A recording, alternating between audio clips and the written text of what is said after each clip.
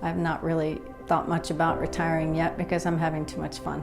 I'm Claire Godwin, and I'm a companion animal veterinarian in Montgomery County, Maryland, and I'm very passionate about what I do for a living, but I'm also very passionate about endurance riding with my horses. Endurance riding is about the horse. It's not about the rider. It's about the fitness and the experience of the horse. It's about them learning to cover terrain in a manner that will keep them fit and sound, and it's about the metabolics of supplying them with extra electrolytes on trail. Foremost, it's you thinking the entire 50 or 100 miles, what can I do to get the best performance out of this horse?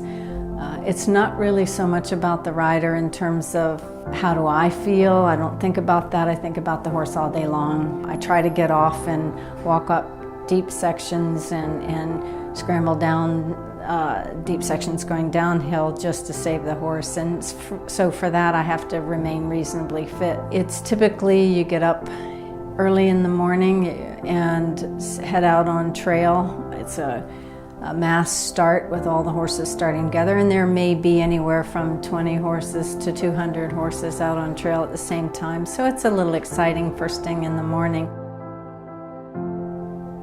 In the Old Dominion Club, of which I'm an active member, we run 3 rides a year. There's one in April, and there's one in June. That's our big ride is in June. It has the 100-mile ride in it, the Old Dominion 100. And then in October, there's a ride called the Fort Valley Ride. I've been the manager of that for about 8 years now.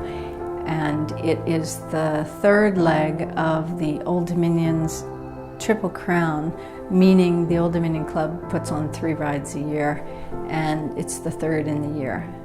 I think it's one of the more challenging. It's through rocks and steep mountains, and it's also the most beautiful of the 3 in that there's fall colors and you can really get out there and enjoy nature. So Fort Valley is about 2 hours out of DC, and it's not too far from major centers, but enough off the beaten path that at night you can see all the stars. So I was working at a Arabian horse breeding farm when I was in my early 20s and decided that I'd really like to go into equine reproduction as a career. But I found out a few things about myself over the 4 years in veterinary school, and one that was that at 5'2", I'm a little bit too short to do some of the reproductive work. Number 2, I don't like cold weather. Number 3, I found out that there's a lot more intricate surgeries, and I really like surgery in small animal medicine versus horse medicine.